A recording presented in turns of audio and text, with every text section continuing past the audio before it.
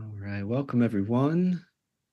Thank you for joining us for this evening's Manuscript Monday event. So my name is Lee Cathanis, serving as the technical director here for the Manuscript Society and for this series of events. I'm going to go ahead and drop my email and contact into the chat box there. You'll see that pop up on your screen shortly. If you have any issues with the audio, video, screen share, etc., I want to make sure everybody is covered and supported there. So I'll drop you my contact there, and we'll have everybody join us along there. So on your screen, you'll see a few options there. You'll see the shared screen, and you'll see our presenters joining us on the side. And you'll see a chat box down below. We'll encourage you to say hello, let us know where you're joining us from, and say hey in that chat box there. And then you'll see another option for a Q&A box. And we're gonna have a live Q&A with Ian MacLaren at the end of the program, and you're more than welcome to drop your questions and comments in there. So with that, I will introduce and pass the program over to Jay Guidemore with the Manuscript Society, the host, and he will introduce the program and a little more about our speaker. Thanks, Jay. Hey, thanks a lot, Lee. Hi, I'm Jay Guidemore. I'm happy to have everybody here tonight. We've got a very exciting presentation happening. It's excellent. Dr. Ian MacLaren is coming to us from Canada, Alberta, Canada. And he is going to be talking about Paul Kane's Western travels, from field notes to book, editing for publication, three stages of artist Paul Kane's Western travel narrative, 1845 to 1848. Dr. MacLaren has taught the history and classics and English and film studies at the University of Alberta for more than 30 years. He recently published a 4-volume book of Paul Kane's travels in Indigenous North America, Writings and Art, Life and Times. It aims to contribute to the ethno-history, book history, fur trade history, and art history. And recent publications by MacLaren pertain to Kane and to Captain Cook's third voyage to the Pacific Ocean. The history of national parks and of Arctic exploration, as well as the early literature of North America and English, have long engaged his scholarly interest. The recording is pre-taped, and I can say with certainty that it is very exciting and interesting, and I think all of you will enjoy it. I'm going to tell you a little bit about the Manuscript Society. We're a nonprofit organization dedicated to collecting, researching, and preserving manuscripts and documents.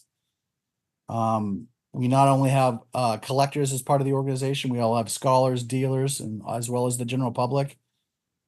We publish a quarterly journal called the Manuscripts, as well as a quarterly newsletter, the Manuscript Society News. The Manuscript Society is an international organization and has members in Asia, Australia, Europe, North America, and South America. Our 2025 annual meeting, we have annual meetings in different places. Our 2025 annual meeting is being held in New York City next year. And on October 25th, 26th, and 27th of this year, we'll be tabling at the Baltimore Society 86th annual stamp exhibition in Baltimore near the BWI airport. So there'll be some sessions there about manuscript collecting, and also well as dealers for those interested in stamp buying and letter buying and so forth. So that'll be October 25th, 26th, and 27th. Without further ado, we'll present Dr. MacLaren's presentation on Paul Kane. Thank you, everybody. We're glad to have you here.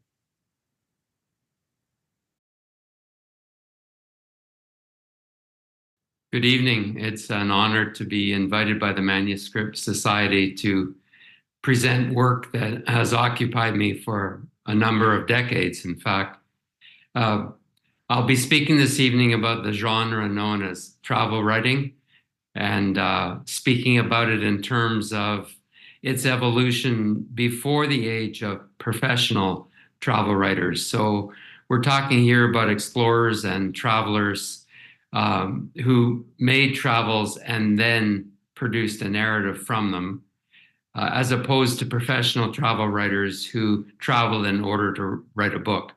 who had a book in mind from the outset of their perambulations or their voyages. The title of the talk emphasizes the stages of the narrative of Paul Kane, an artist born in 1810, died in 1871, was born in Ireland, grew up in Toronto, spent a lot of time on the Mississippi River, and he was able to make a living as a portrait painter of successful merchants and others who could afford a portrait of themselves in the age just before photography made that a much more difficult proposition for a painter. After he returned from a study trip in Europe, which was self-directed, we don't know of Kane ever receiving any training as an artist. He took it upon himself to produce an Indian gallery. That's the name of the genre of the time. Painters like George Catlin, John McStanley, Seth Eastman, and Carl Bodmer produced these, focusing principally on the Missouri River watershed. Kane, for his part, traveled more widely. He left Toronto in 1845, traveled the lower Great Lakes and into Lake Michigan and up into Lake Winnebago and Wisconsin Territory, as it was then named.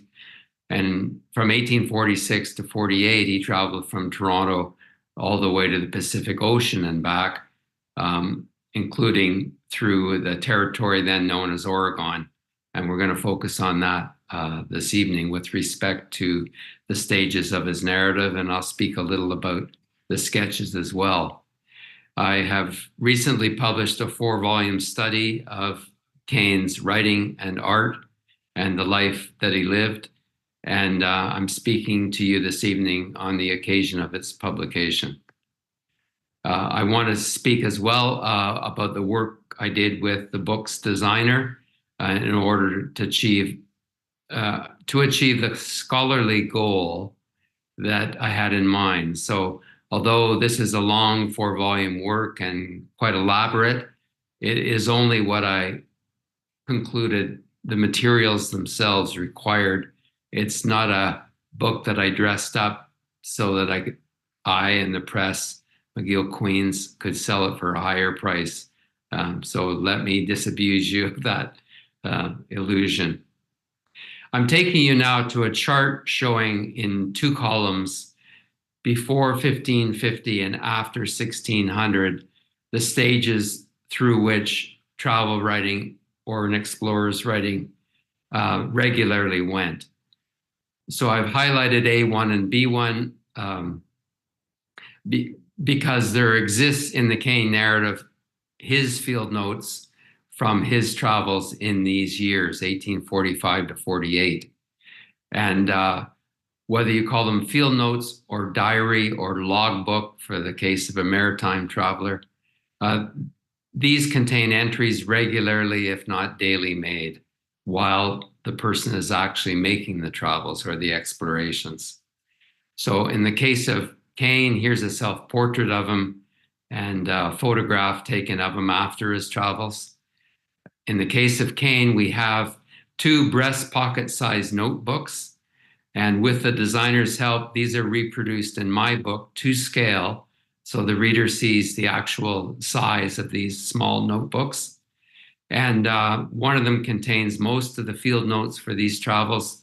The other contains the portrait log and the landscape log that he kept. Kane was not educated by his father. His father didn't approve of him wanting to be a painter, so he wrote only phonetically. There was not universal education in what's now Ontario at the time, and so he didn't receive a formal education. This makes somewhat challenging the transcription of his field writings. We do not have A2 or B2 in the case of Kane, a retrospective journal.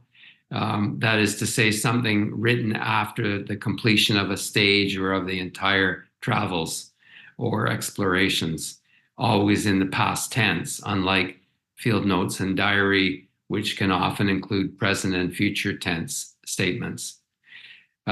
We do, however, have a draft manuscript. And this draft manuscript is scribal, it's not autograph. That is to say, it's not written by Kane. It appears in 4 larger notebooks. These also reproduced to scale in my book. And these 4 contain the handwriting of the narrative in much more amplified fashion. And it includes, as perhaps you can see readily here, 2 hands. And this is the stage in the first of the 4 books where the hand changes from the one on the left to the one on the right.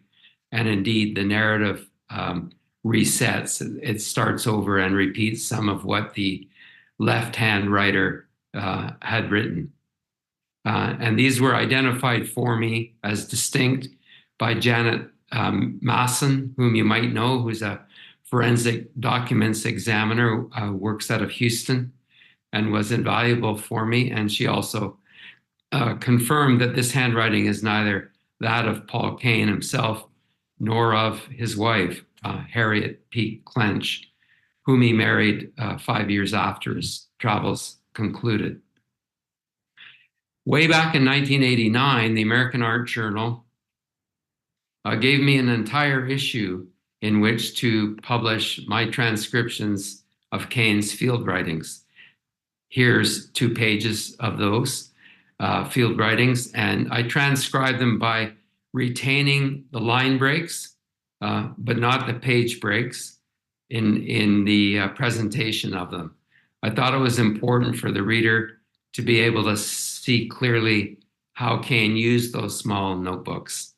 And here's a passage from early 1847, after he has been on Vancouver Island, coming back up through Puget Sound to Fort Vancouver, which is now Vancouver, Washington, on the Columbia River, and then proceeding upriver with a Hudson's Bay Company brigade of boats, as you can see in the left-hand column, under the command of 2 men, John Lee Lewis and Donald Manson, and then the various places that they reached as they made their way up the river, including in the left-hand column, the 4th and 5th, the Cascades on the Columbia River, the desertion of 2 Hawaiian laborers, and the meeting in the middle column of a man named Tomaquin, who was the Watlala leader at the Cascades,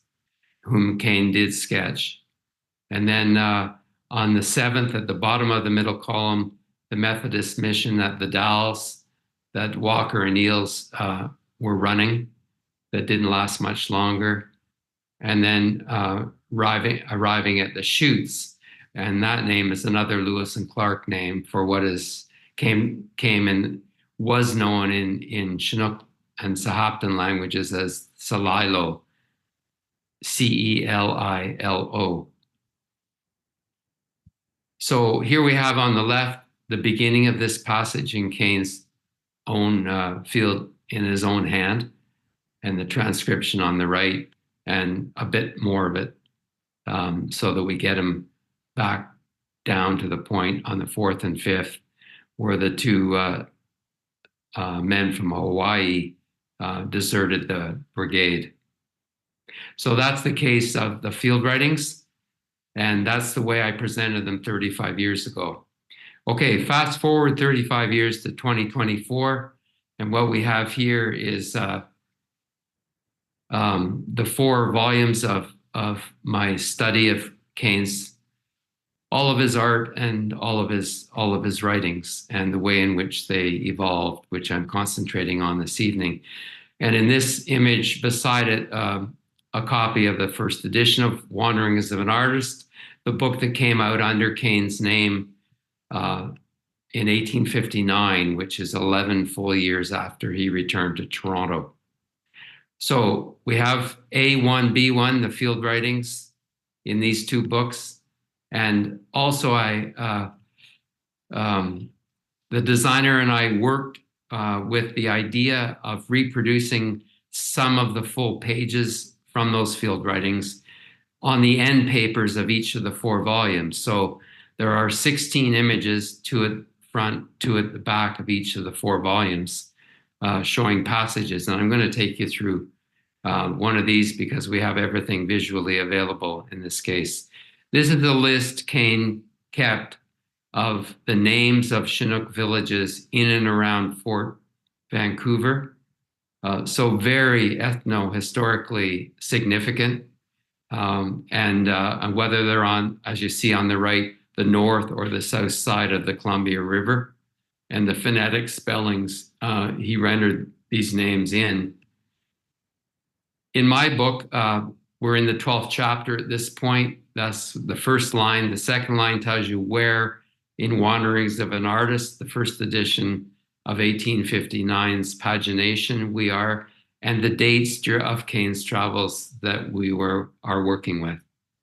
For my book's presentation of all 3 extant stages of the Kane narrative, I chose the text of the published book, Wanderings of an Artist, as my base text and organized my transcriptions of the autograph field writings and scribal draft manuscript around the printed text and its division into a preface followed by 25 chapters. The third line of each page that begins any of these chapters in my book lists the places where Kane was during the events and encounters rehearsed in the chapter. In this case, only Fort Vancouver on the north bank of the Columbia River. There's a synopsis of each chapter that leads us into the first writings, which are always the field writings by Kane, followed by the draft manuscript, followed by the pages from the first edition of Wanderings of an Artist. And this will come clear as we proceed. So down at the bottom of this right-hand column of this page, I've signaled the museum, Stark Museum of Art. I'll tell you more about it in a moment. It's the accession number of this particular page of the field writings, and signaling to my reader that the back end paper of this volume, volume 2, has an image of this page. And then the beginning of the transcription below Vancouver, Chinook, North Bank. And you can see that in the upper left, on the left-hand side of this slide. And then continuing on, and on the next page of my book, Clatsop and Wasiakum, Kadmo, and so on. And also I've shown you that there's a page break. Unlike in 1989, I've broken the lines and the pages in my presentation of the field writings.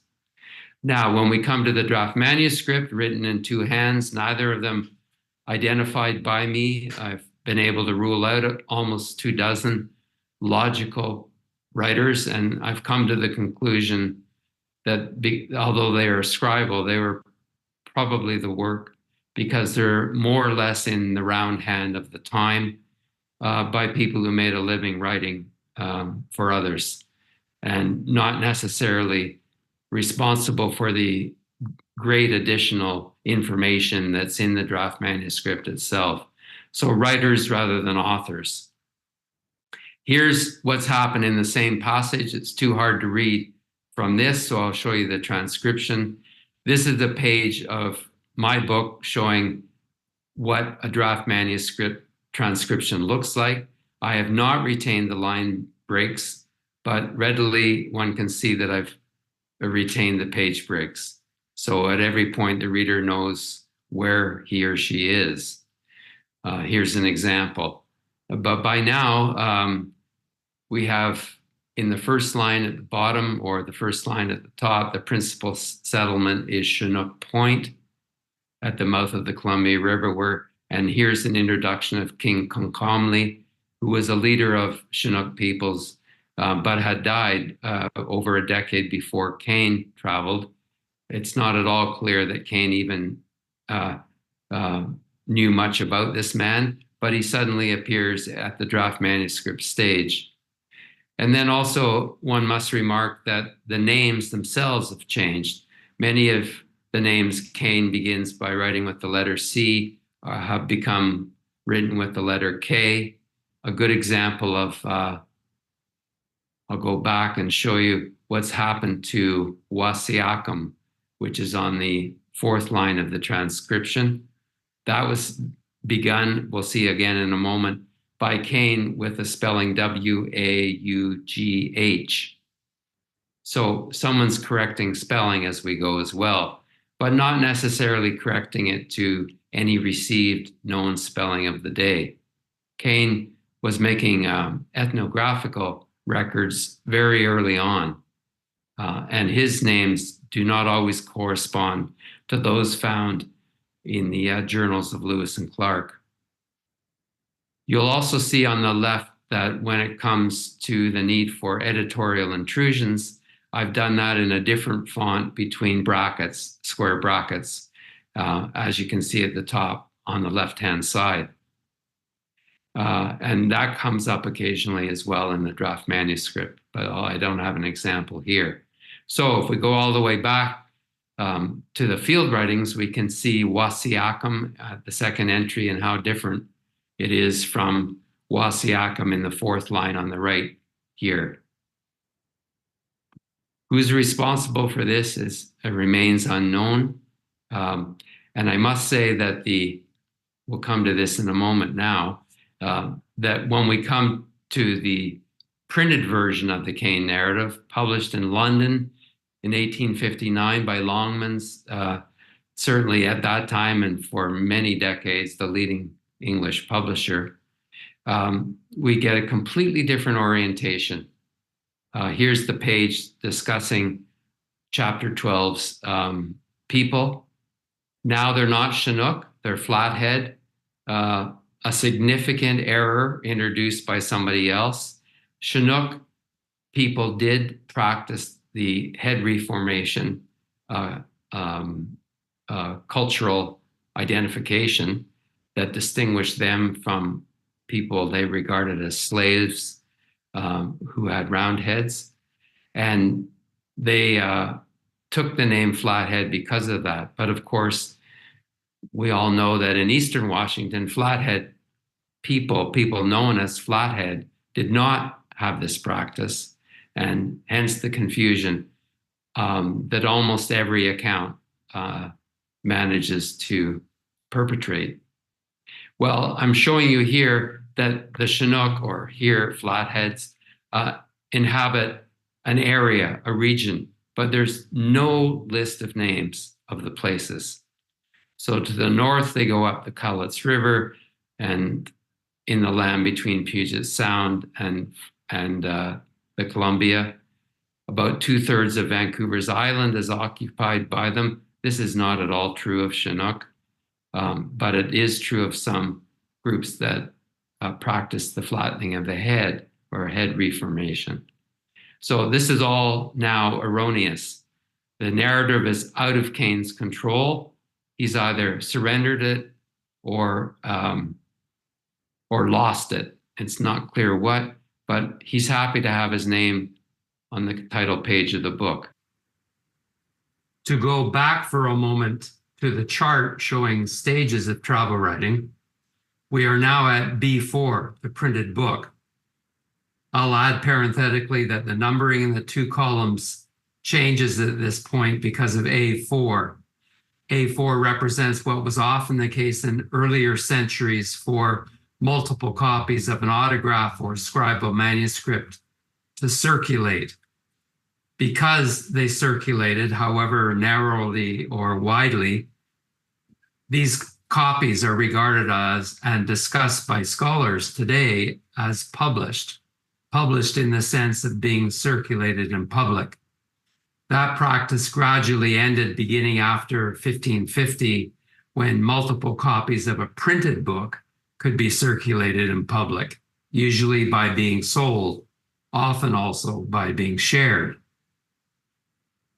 So the right-hand column skips the A4 stage, and we move in that column directly to the first edition of Wanderings of an Artist.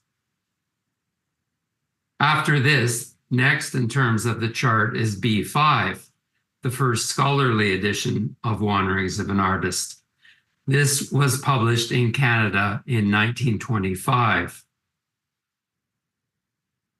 In 1971, almost 50 years after that, and more than 50 years ago, another was published, Paul Kane's Frontier by Russell Harper. This is the first instance of what the chart identifies as stage B6. That book's publication makes my book, Paul Kane's Travels, the third that reprints the text of the first edition of Wanderings of an Artist in 1859, and the second instance of B6. But it is the first publication that prints that text together with complete transcriptions of the B1 and B3 stages. Thus, all extant stages of the Kane narrative are brought together for presentation and discussion. Now, in my book, the presentation of B3, the first edition of Wanderings of an Artist, retains the original page breaks, but not the line breaks.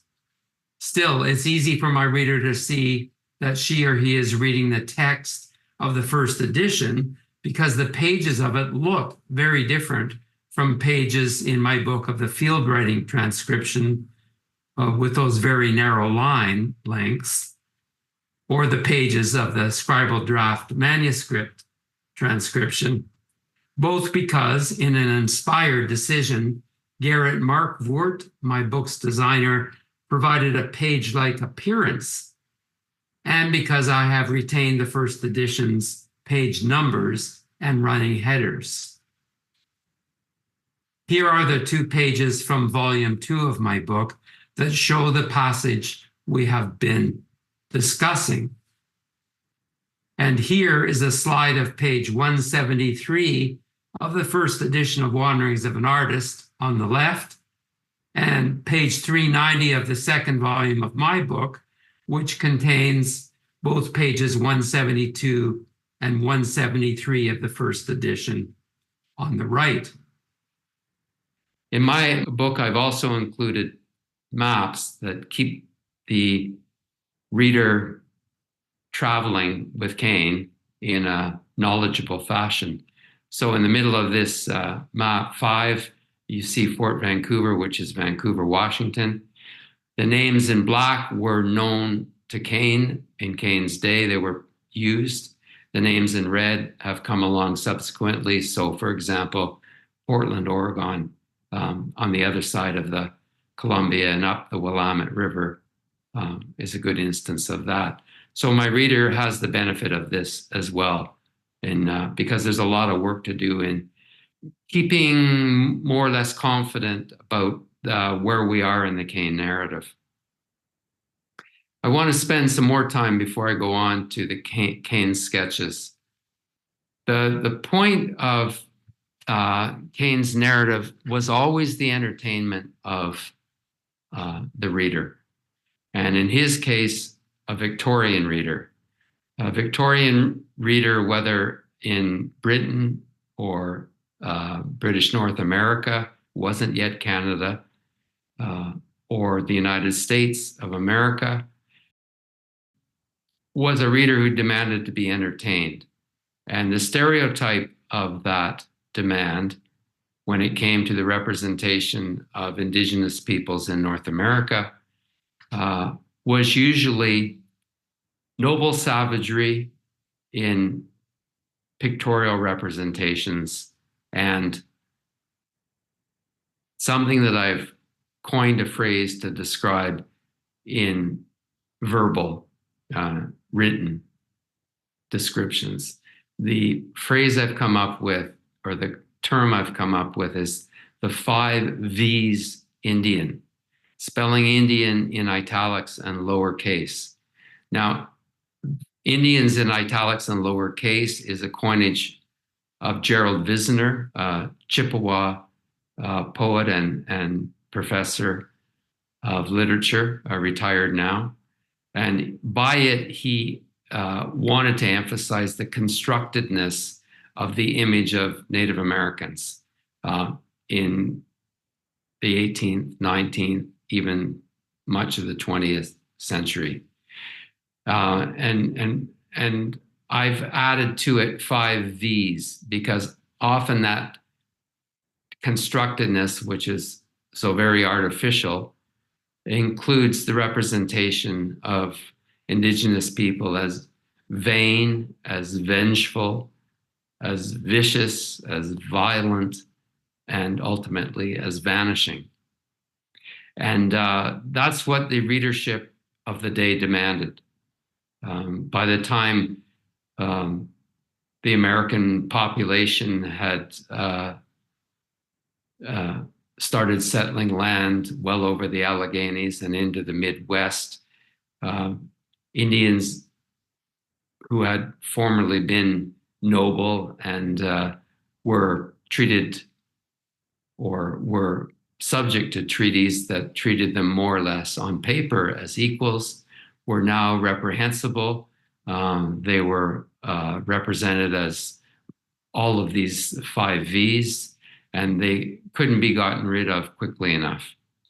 We aren't quite up to the battles that occurred on the prairies, plains in the 1870s or on the Pacific slope in the 1850s, but we're coming to that point. And certainly the idea of an Indigenous person as, if not subhuman, certainly of a lower human order than settler populations of almost any ethnicity, grew very clear. So a publisher did not want to spend any time battling this demand. Rather, to make money, a publisher always acceded to it, gratified it, as it were. And that's certainly the case with this narrative. Because Kane's book, Wanderings of an Artist Among the Indians of North America, was the only version of the Kane narrative that was known up until now, it did a lot of damage to the representation and image of, and white people's comprehension of Native North Americans. I came as a boy to grow up in Toronto to understand who Indians were, because I didn't know any, by seeing Kane's canvases of them at the Royal Ontario Museum, which owned 100 of them that Kane painted for his patron upon gaining a commission from him in 1852. A former mayor of Toronto, very well-to-do. He was interested in garnering a visual record of what the rest of the western half of North America looked like. And so he paid Kane $20,000, an awful lot of money at the time, to produce these paintings. Well, they are stereotyped noble savages, and they, in conjunction with the Kane narrative, which treats these people, represents them stereotypically as of a lower order, usually in a very pejorative fashion, were the Indian that so many settler North Americans grew up with. So that's the kind of damage, if you will, or influence a book could have. What there aren't in Kane's field writings are any pejorative references to Indigenous people. Clearly, he was curious, and whatever sheen of negativity he might have harbored, he didn't document in words. And it's very difficult to see in images that he did anything similar. So I'll turn to some of those images now. On the left, you have his sketch of a Chinook chief, very senior by the time Kane met him, named Kisno, in the historical record better known as Casanov. And he was at Fort Vancouver. Kane certainly met him and sketched him. So there's no question of his sketching this of a man he met rather than of an image that he saw elsewhere, because he certainly did that as well when it came to studio canvases.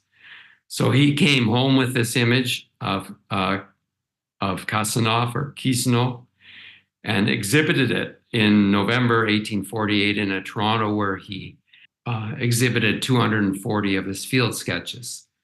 Field sketches didn't signify a great deal. The reviewers of that exhibit, which must have been a fabulous documentary ethno-historiographical event for the city, whether they appreciated it or not. The reviewers of it said, well, this shows a great deal of promise, ...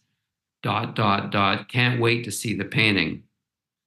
This not being a painting, to exhibit sketches in the 1850s was more or less to show one's underwear in public, as it were. George Catlin, to take an American example, always told his audience that he painted his canvases on site, en plein air, and that he didn't make sketches, that what they were seeing was the real deal. This has been exploded as one of Catlin's many myths. But you can see in the visual record something similar to what happened in Kane's verbal record. Over on the right is the studio canvas that produces this man somewhat differently. The elongated neck, I'll ask you to note in particular, was a typical device by which the subject was turned into a noble savage. That plus a fairly romantic background insofar as there's personality to the background, somewhat brooding personality. That's incorporated and emphasized in the studio picture on the right, which Kane painted in the early 1850s, part of his commission for his patron named George Allen. But also you can see that this person is decidedly less positive towards his portraitist. I'm going to blow this up here so that you can see in particular what happens to the mouth line. That has something to do with it, but also the eyes. On the right, the studio rendition presents Kisno with both iris and pupil. So his gaze is more direct and with the mouth line more negative than in the sketch of on the left, where the eyes contain no distinction between iris and pupil. This produces a regard that is less directed, more vacant, less accusatory perhaps on the sketch than in the studio rendition. The studio could be regarded perhaps as a hostile representation of the man. Certainly the narrative in the book, not in Kane's field writings, talks about him as being highly vengeful, very, very vicious. He tried to kill one of his wives after learning something negative about her, according to the book, and so on. Paul Kane's Wanderings of an Artist also includes a woodcut by Robert Branston, and I take care in my book to identify the artist not as Paul Kane, but as the person, whether it's a woodcut or a chromolithograph, Robert Branston or Vincent Brooks, who produced this image. And this image shows a slightly different person again, a smaller mouth line produces a somewhat more docile person. And we know it was the sketch and not the studio painting that was used, partly because there's a greater difference between the woodcut and the studio painting than there is between the woodcut and the sketch, but also because in the upper right-hand corner, we see this writing. And in the case of the sketches that were used for woodcuts or chromolithographs in Kane's Wanderings of an Artist, which has 21 illustrations, these markings invariably occur. So there isn't any question that it was the sketch and rather than the canvas that was used. We also see here that Kane didn't lose or cede control when it came to the visual record, as he did in the case of the narrative, rather that he perpetrated or made these changes. And here again, my book emphasizes the field work. So each of the 4 volumes has on it a reproduction of one of his sketch portraits made while he traveled. All of them noteworthy people, some of them people that we can identify today as having a presence in the historical record, either prior to or subsequent to Kane's meeting and sketching of them. If I wanted to emphasize the studio Kane, I would, in the case of 3 of the covers of my book, been obliged to use images of studio canvases, which produce noble savages out of the individuals whom Kane sketched. There is not a studio rendition in the case of Volume 2, which is Kane's sketch of Waslumath, one of the wives of Kisno. But consider the other 3 cases. That's more or less what, on the narrative and on the pictorial side, my book undertakes. As I said, the book is not made to be elegant. It's made to house the narrative in its 3 stages, and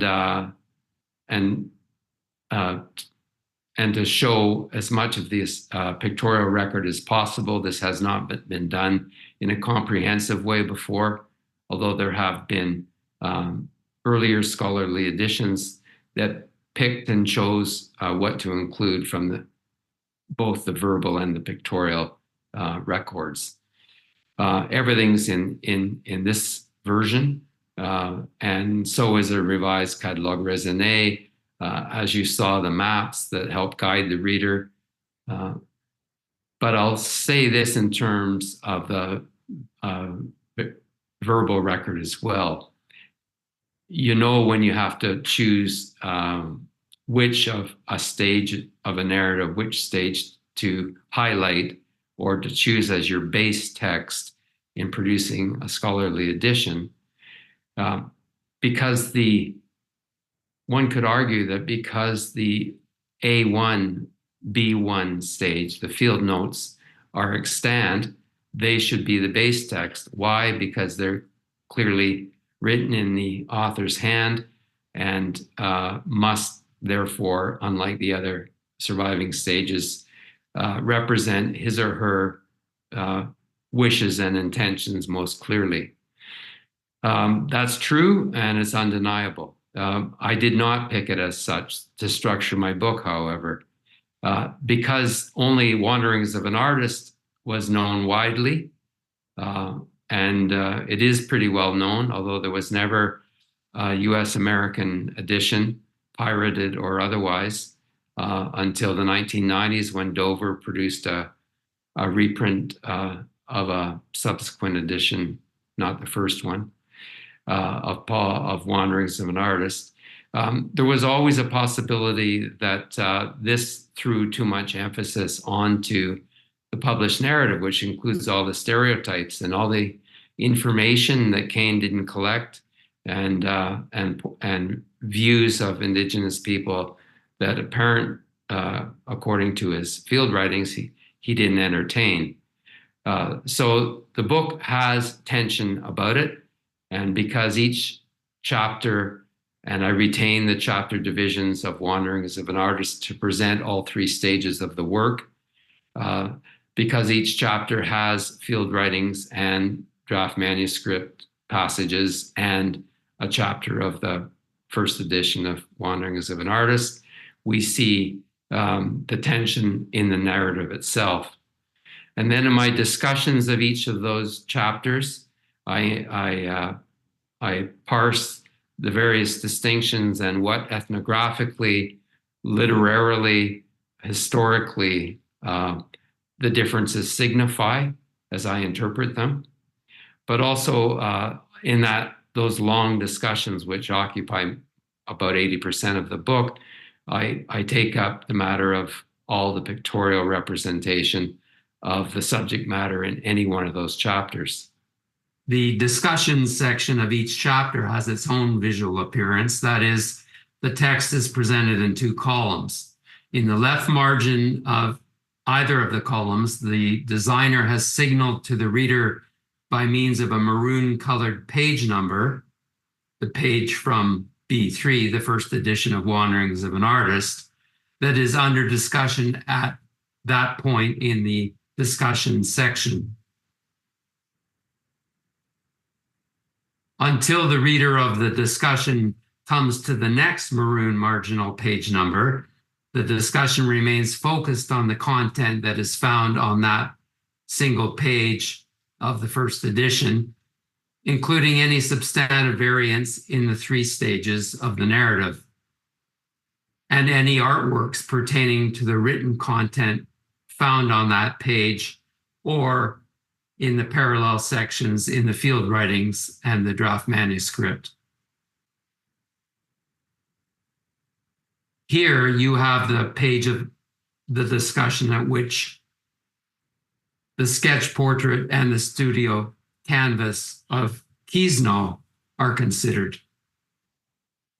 That's how the book grew to the extent it grew. It is an exhaustive study. It's not a final study. No historical scholarly work ever will be or ever should pretend to be. But that's how I chose to represent what I had to hand. So the resources that are involved are Kane's field notes. They're at the Stark Museum of Art in Orange, Texas, which purchased them along with 221 of Kane's field sketches in 1957 from Paul Kane III, Kane's grandson, long after the painter himself was dead. Paul Kane's sketch of Casanov, which I've used here, also one of those 221 sketches owned by the Stark Museum. And the portrait in the studio rendition owned by the Royal Ontario Museum.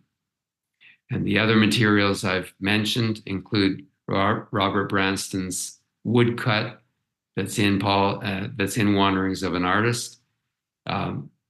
Russell Harper, I have not mentioned, but he produced the first scholarly edition of Kane, including a reprint of the first edition of Wanderings of an Artist, lightly edited, somewhat annotated, along with many of Kane's sketches and some of his paintings in 1971, more than 50 years ago.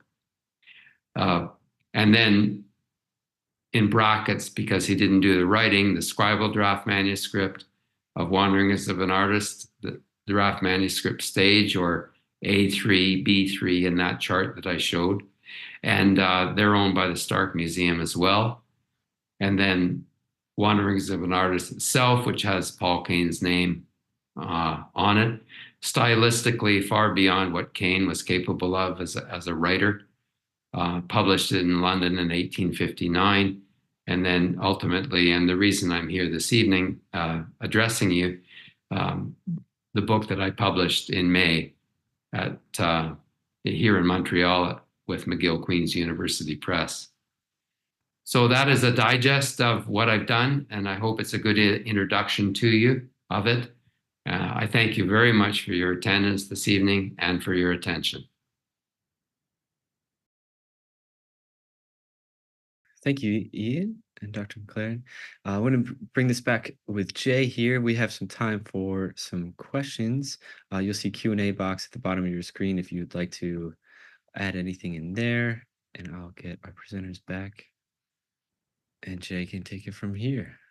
Hey, everybody. I hope everybody enjoyed that presentation. I'll ask the first question. I'm curious about the Stark Museum's acquisition of the Paul Kane's field notes. How did that come about? You said that they bought it from his son, but was there a connection between Texas and the son or something like that?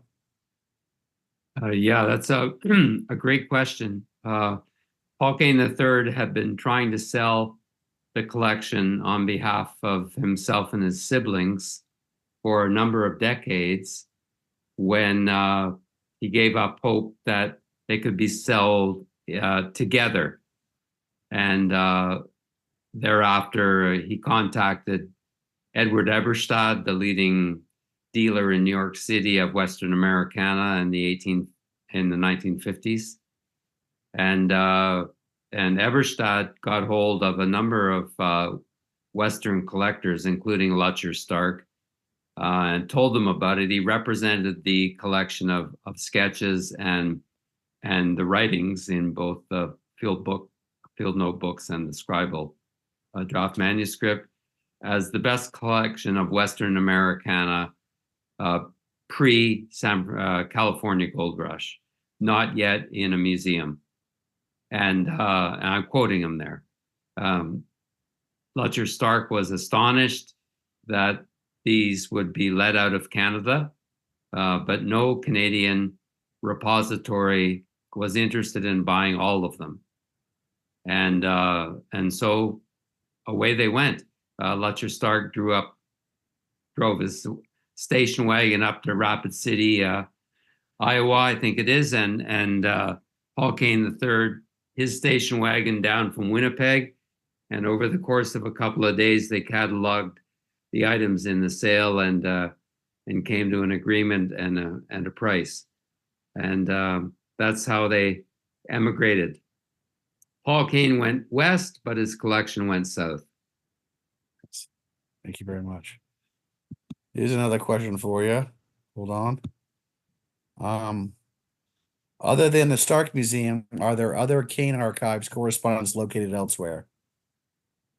As far as I know, there are not, except for some letters written during the course of his travels, which are held by the Hudson's Bay Company Archive in Winnipeg, part of their Kane family collection of materials. According to Janet Mawson, whom I mentioned in my presentation, who works out of Houston, none of those letters written during his travels were actually penned by him. So writers for the Hudson's Bay Company, and that was an occupation in the company. Every post had to have a journal writer and an accounts keeper. And so that these people were available at each fur trade post, would have actually penned these letters on his behalf. Great. I've got another question. What led you to writing on Paul Kane? Yeah, it's a good question. I have been working on exploration and travel writing. You mentioned in the introduction that I've done a fair bit of work, for example, on Captain Cook. I did a lot on British explorers for the Northwest Passage in the 19th century. So it was the actual genre itself that attracted me. But what I have not found in any other instance, whether it's an exploration of Africa or a tour of Asia, is an instance where 3 stages of a narrative remain extant. And that was really the bingo moment when it came to wanting to work further on Paul Kane.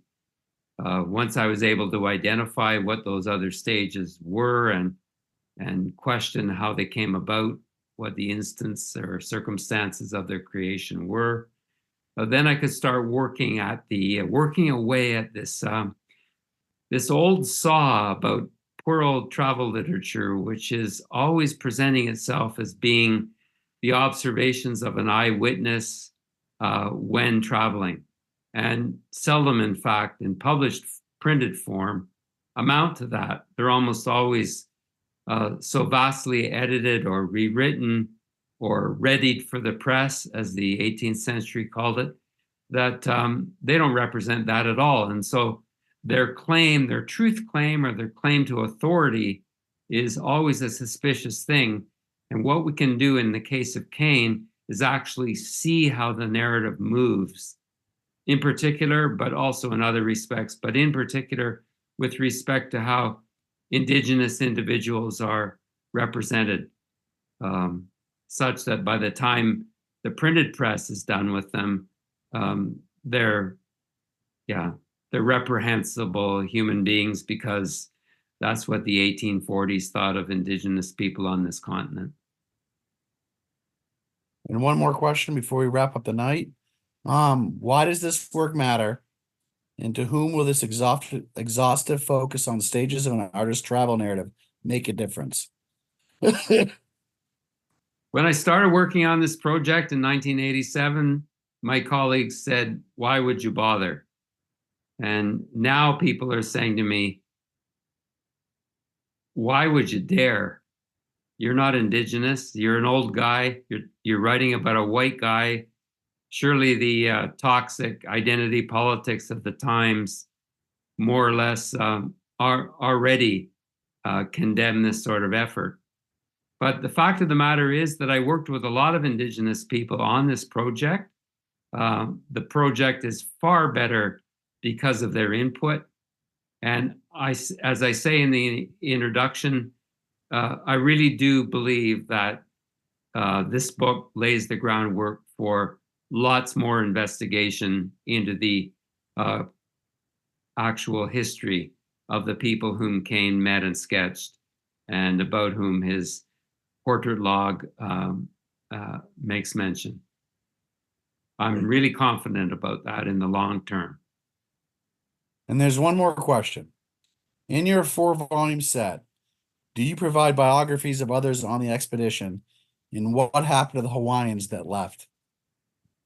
I do, to the extent that that's possible, yes. The fur trade documents are not great at profiling individuals who were not chief traders or chief factors. So a lot of the people with whom Kane traveled were voyageurs. They were under contract. But thankfully, at least on the Pacific slope, there's been a compendious work published by Bruce Watson that tries comprehensively, very successfully, to present thumbnail sketches about anyone who worked in the fur trade on the Pacific slope for any company. It's a marvelous resource. So I've done my best in that regard, and certainly I've taken pains to build bridges to the other painters of Kane's time, what they did, what they failed to do, and how Kane, how they provide context for the study of and appreciation of what Kane did. Well, thank you, Dr. MacLaren, for this excellent presentation and your question and answers. Just want to let you know that upcoming talk is Lauren Goodley is a digital archivist at the Whitliff Collections at Texas State University. The name of the presentation will be coming up soon. Will be made available soon. And on November 4th, Stuart Lutz Historic Documents will be talking. Manuscript Mondays, those are the two events coming up. We won't have a Manuscripts Mondays in December, but we'll have another one in January. And again, starting in the new year. So thank you very much, Dr. MacLaren, for a wonderful presentation. And it's my pleasure. Thank you very much. I appreciate the invitation, and I'll make mention of Carrie Stanley, who got me involved in this, and yeah, a shout out to her for all the work she's done on behalf of the society. Yeah, we'll pass that on to her. So thank you. Have a great evening, everybody, and thank you very much for joining us. Good night. Bye-bye.